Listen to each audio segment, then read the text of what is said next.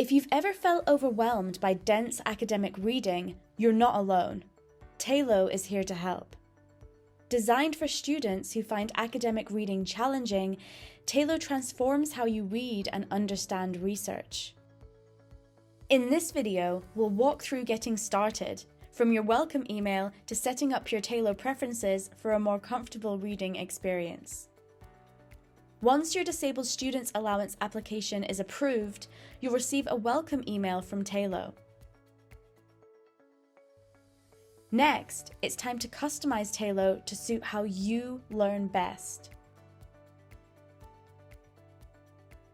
You'll be prompted to adjust a few key preferences. Customize how you want your documents to look by choosing a theme.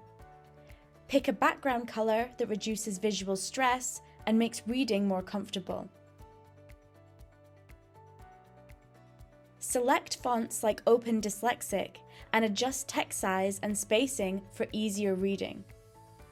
These settings are designed to give you control over your reading environment, helping you to stay focused and less overwhelmed every time you study.